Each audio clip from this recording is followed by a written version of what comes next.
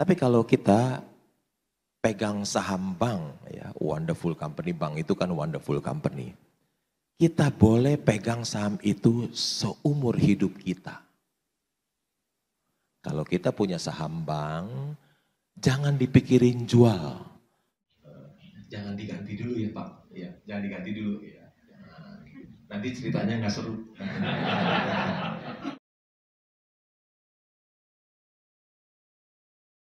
Menjadi kaya itu adalah idaman hampir oleh semua manusia di dunia ini. Menjadi kaya itu idaman dari kita semua.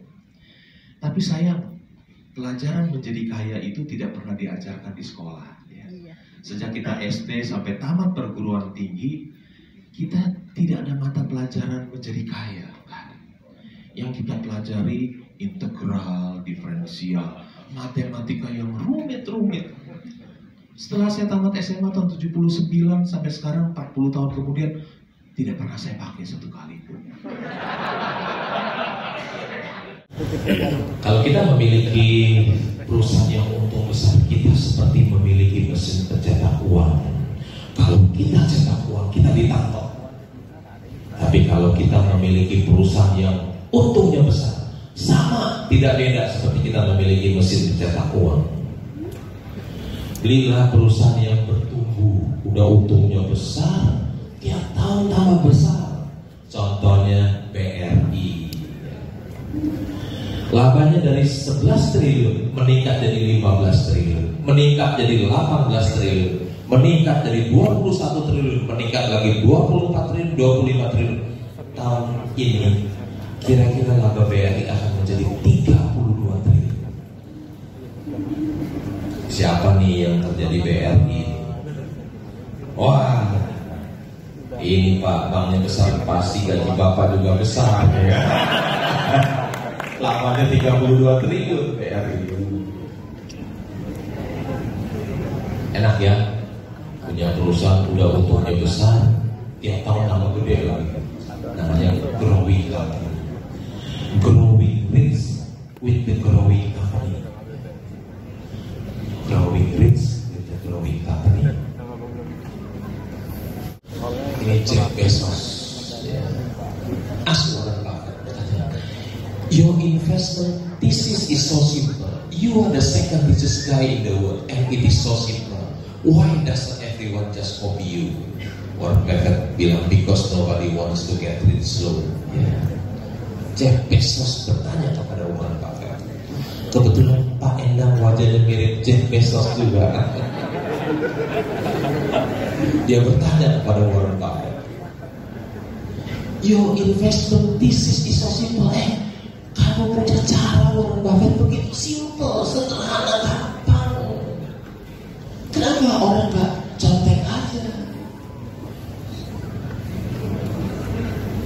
Ternyata investasi Warren Buffett itu simple, sederhana, mudah. Nggak seperti waktu kita di sekolah belajar integral, diferensial, susah bukan main itu. Investasi Warren Buffett gampang. Udah belajar integral, diferensial sampai sekarang 40 tahun nggak pernah saya pakai lagi satu kali pun. Cuma pakai tambah, kurang, bagi, kali, persentase aja. Di Bursa Efek Indonesia ada banyak orang bodoh yang menjual Mercy-nya harga sepeda. Tapi sebaliknya juga ada sepeda dijual harga Mercy, hati-hati jangan kejeblos ya.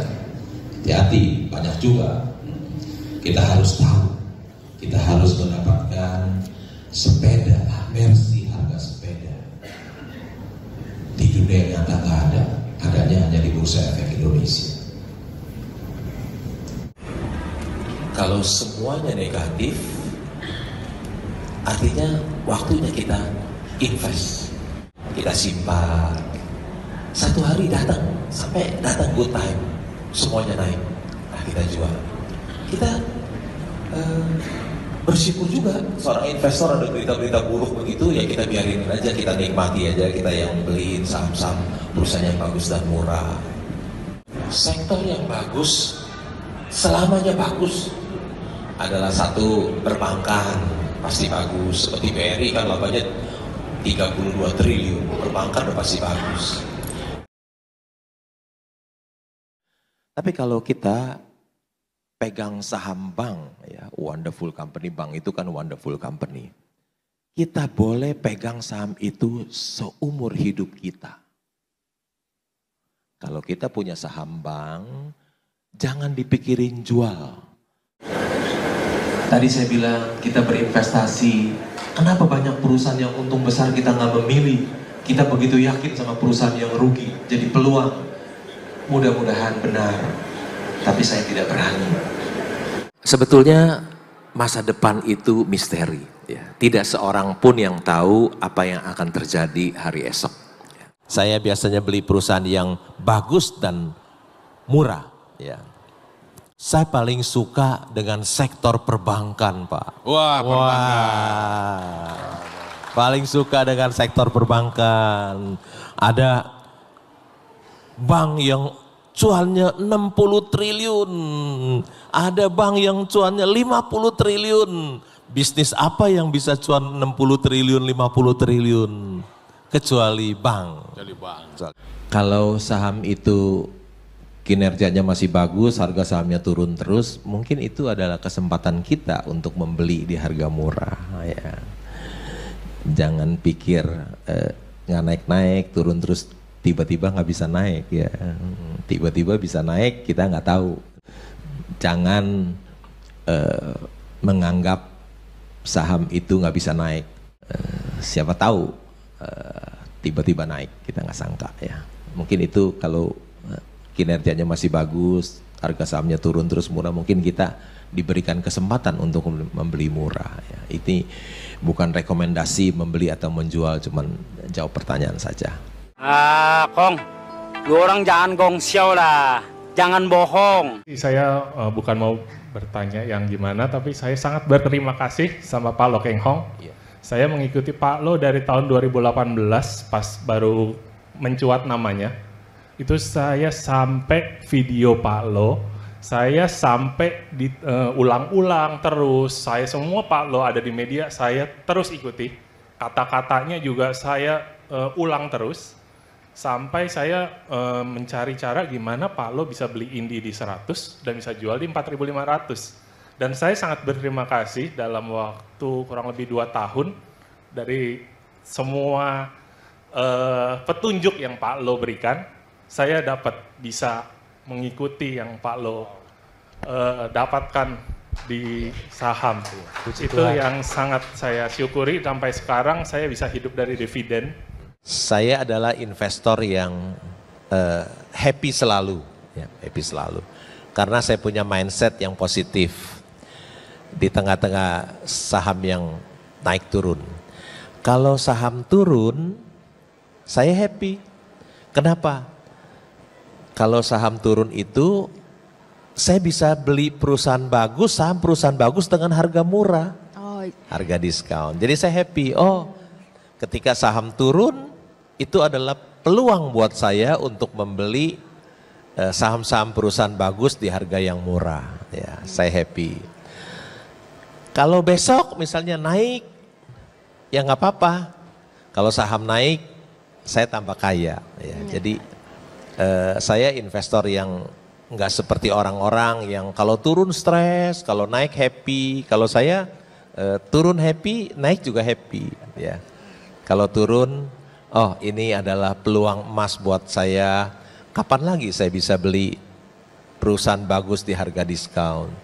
Kalau saham naik saya juga happy, saya tambah kaya. Begitu.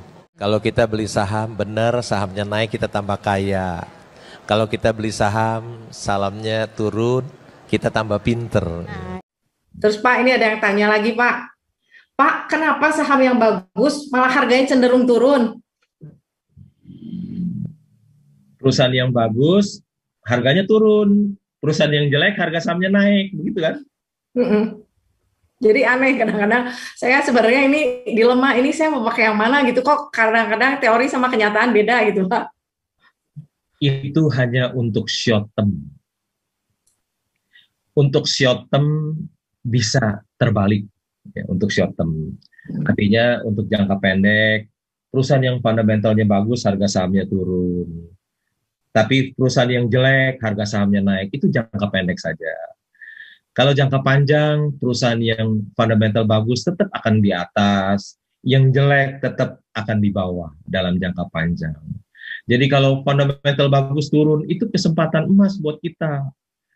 Kapan lagi kita bisa dapat perusahaan yang bagus, harganya murah, gitu kan? Itu kesempatan emas buat kita. Demikian, Vi.